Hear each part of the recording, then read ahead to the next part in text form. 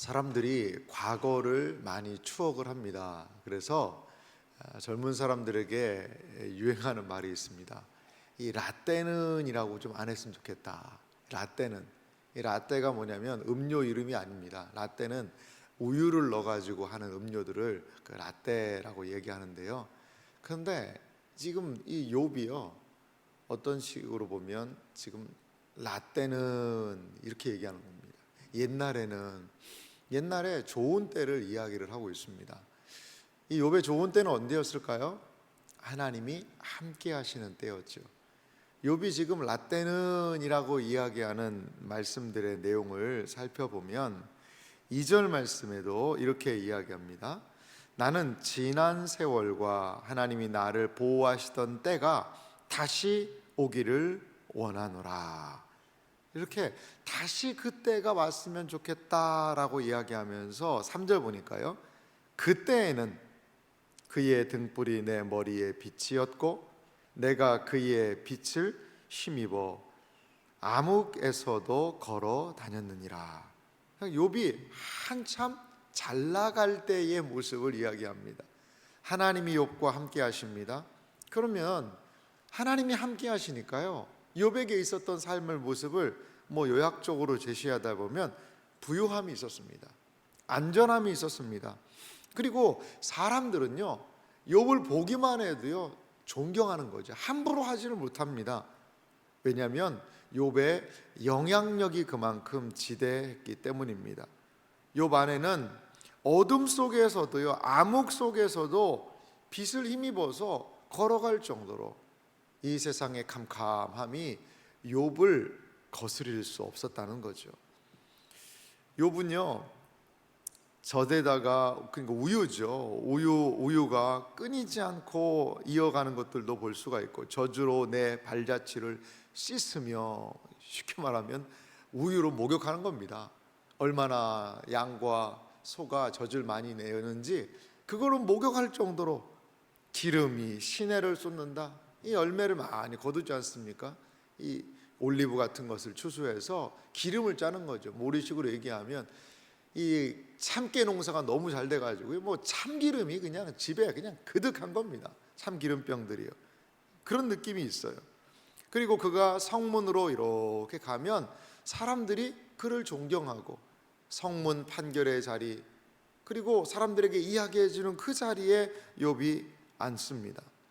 8절도 보니까요, 나를 보고 젊은이들이 숨으며 노인들은 일어나 서며. 젊은이들은요 함부로 말을 못하니까 숨는다, 이런 표현을 하고요, 노인들도 욥을 보고 일어납니다. 그리고 9절 보니까 유지들은 말을 삼가고 손으로 입을 가리며. 10절 지도자들은 말소리를 낮추었으니 그들의 혀가 입천장에 붙었느니라. 이렇게 욥은 그 지역 사회에서 존경을 받은 그러한 사람들이었다는 것을 알 수 있습니다. 여러분, 이것이 어떻게 가능할까요?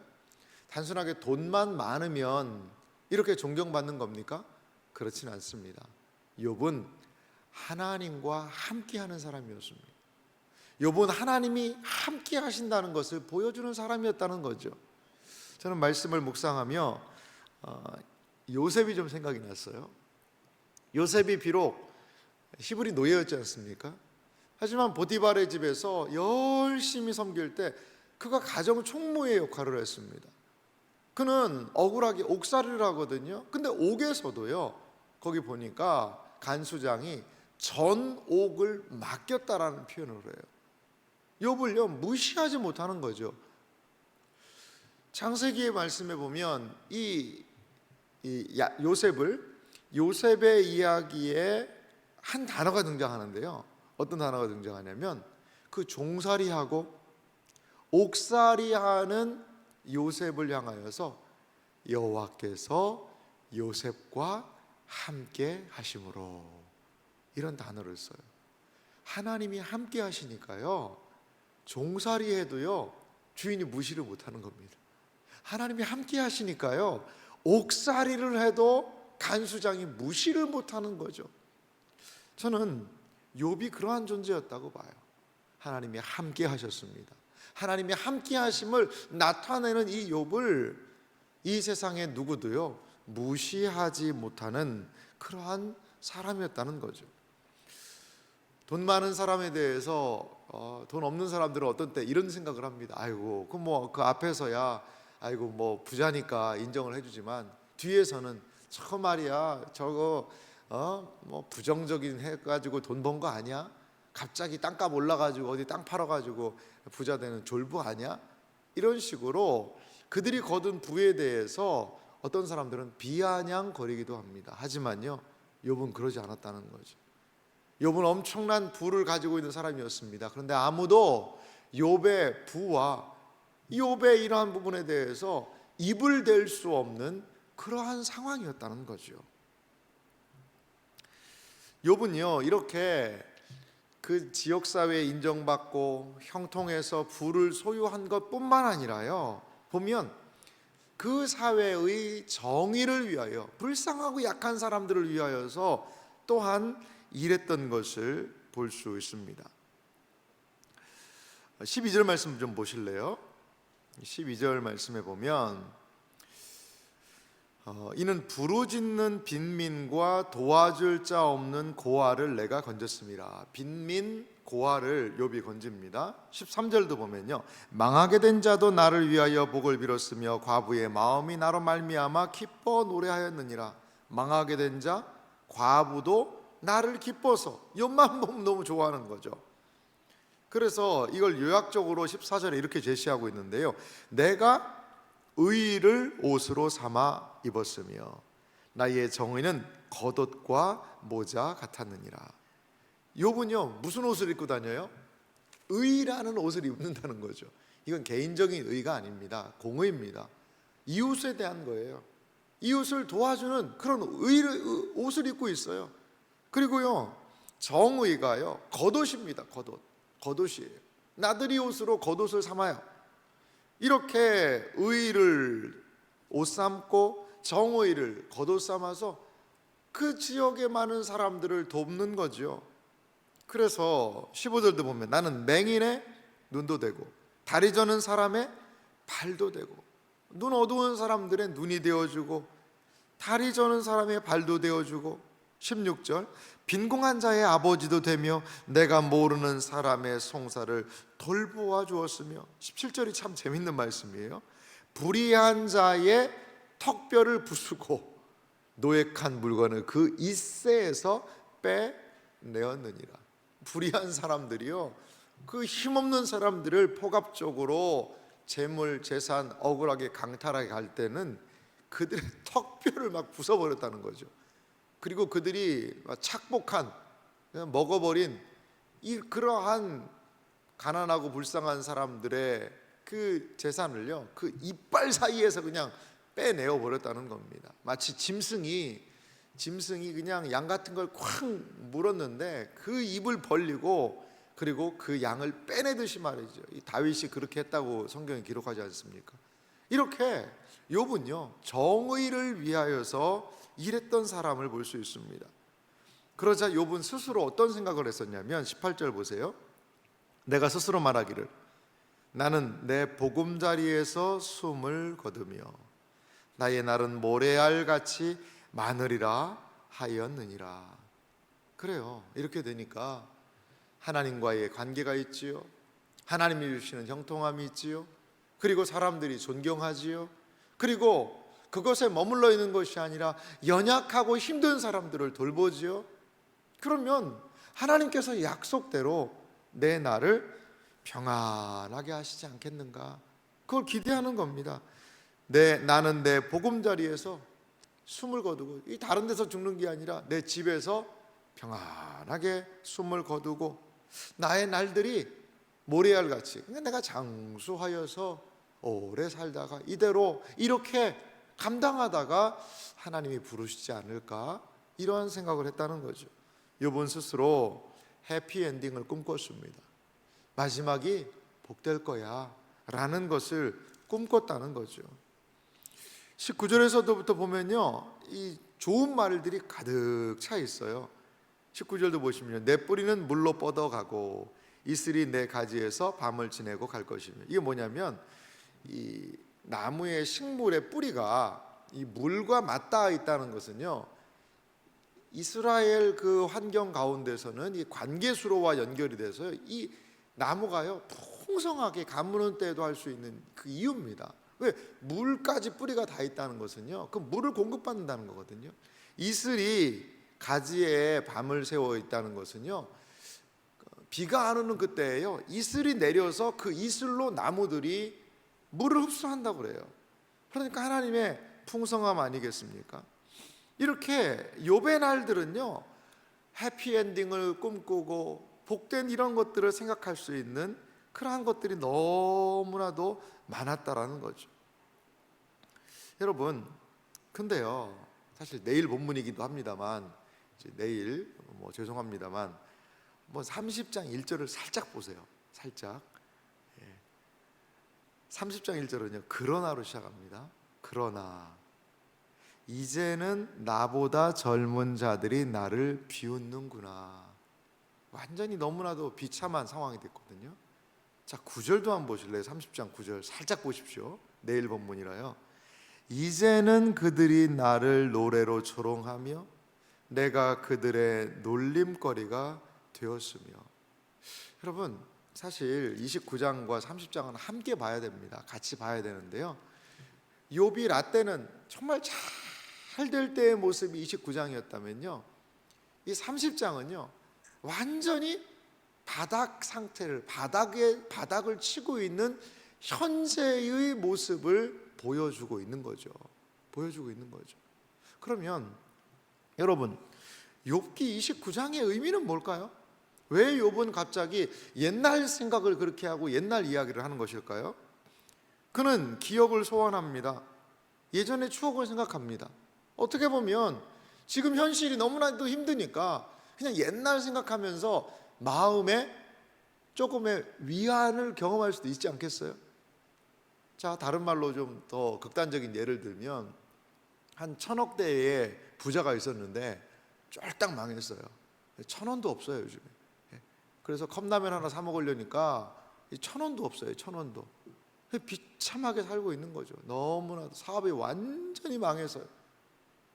우리는 그런 경험을 1,000억대의 부자가 뭔지도 모르니까 돈 좀 없는 게 별로 아니겠지만, 아니 그 사람에게는 이 1,000원은 돈도 아니었을 텐데 이제 그 1,000원이 없는 그 현실을 생각하면 얼마나 비참한 생각이 들겠어요. 마음이. 욥이 좀 꼭 그러고 있거든요. 근데 이 사람이 옛날을 갑자기 생각하는 거예요.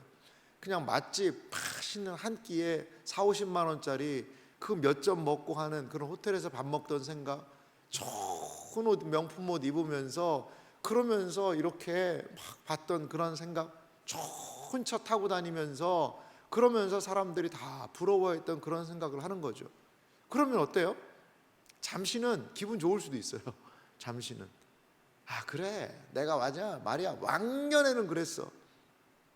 근데요, 그게요 더 고통스러운 거거든요. 그게 좋은 게 아닙니다. 29장은요 욥한테 좋은 게 아니에요. 물론 우리에게 욥에 대한 정보를 알려줘요.